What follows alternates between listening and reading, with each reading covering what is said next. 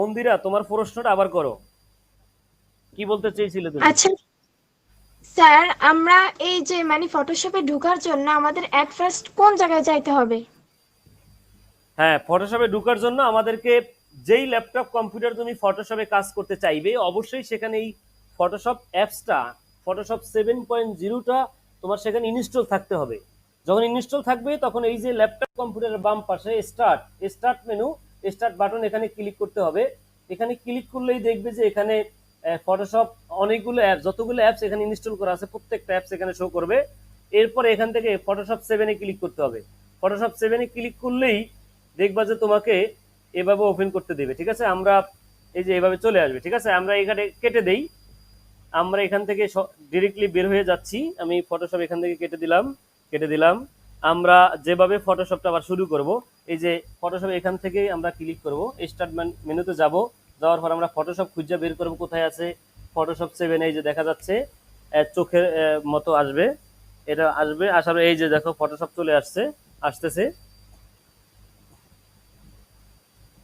এই যে ফটোশপ 7.0, এটা সকল ফটোশপ থেকে সম্পূর্ণ আলাদা। চোখের আবরণ দিয়ে দেখতে পাচ্ছেন, তোমরা দেখতে পাচ্ছ অবশ্যই ফটোশপ 7-এর আইকনগুলো, প্রত্যেকটা সফটওয়্যারের তোমাকে আইকন খেয়াল রাখতে হবে। আমরা কিন্তু তোমাদেরকে মাইক্রোসফট অফিস, ওয়ার্ড, এক্সেল, পাওয়ার পয়েন্টের কালার কিন্তু বলেছি।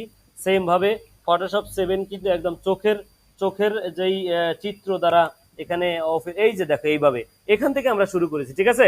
তাহলে মন্দিরা, তুমি অবশ্যই বুঝতে পারছো আমরা কিভাবে ফটোশপে যাচ্ছি। আমরা জি আজকের স্যার, মতো আমি ফটোশপ, বুঝতে পেরেছি। ধন্যবাদ আর স্যার। কারো, হ্যাঁ তোমাকে অসংখ্য ধন্যবাদ জানাচ্ছি। আর কারো কোনো প্রশ্ন আছে ফটোশপ নিয়ে?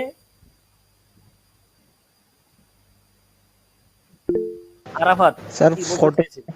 স্যার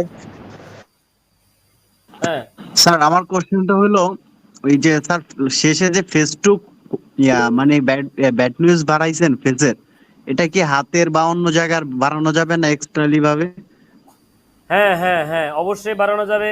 তুমি যদি হাতের বাড়াতে চাও, আমি একটু দেখাচ্ছি। আমাদের ডেস্কটপে অনেকগুলো ছবি আছে আমার।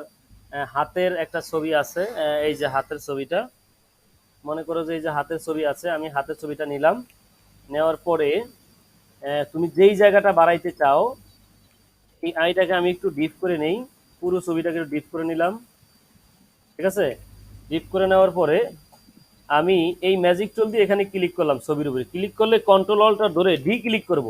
ক্লিক করে এখানে 20 কিন্তু আগে দেওয়া আছে, 20 মানে 20 দেওয়া আছে আগে থেকেই, যার কারণে এটা ওইভাবে ওকে দিলাম। ওকে দিলে এই চিহ্নটা আলাদা হবে। এভাবে কন্ট্রোল M ক্লিক করলেই আমি যখন ব্যাকনেসটা বাড়াবো, তখন শুধু হাতের ব্যাকনেসটা বাড়বে, দেখতে পাচ্ছ? এই শুধু এই যে বোঝানোর জন্য দেখলাম যে হাতের ব্যাকনেসটা একদম বুলুয়ার স্টাইলে বাড়বে, বুলুয়ার স্টাইলে, যাতে ডিরেক্টলি বোঝা না যায়, ঠিক আছে? আরাফাত, তুমি কি আমার জি স্যার উত্তরটা বুঝতে পেয়েছো? পারছি। ধন্যবাদ জানাচ্ছি। জি স্যার বুঝতে এর বাইরে পেরেছি। কি, হ্যাঁ, থ্যাংক আর ইউ স্যার। কারো কোনো প্রশ্ন আছে? স্যার আর এই ভিডিওটা কোথায় পাওয়া যাবে? ভিডিওটা আমাদের ক্লাসের স্মার্ট ভিডিওটা? স্কিল আইটি একাডেমির ইউটিউব চ্যানেলে পাবে, স্মার্ট স্কিল আইটি একাডেমির ইউটিউব চ্যানেলে পাবে আজকের এই ভিডিওটি, ঠিক আছে? হুবহু ভিডিওটা আমরা সেখানে থ্যাংক ইউ দিয়ে স্যার। দেবো। তো সবাইকে ধন্যবাদ জানাচ্ছি। আমাদের এরপরে আমরা পাওয়ার পয়েন্টের ক্লাসে যাব।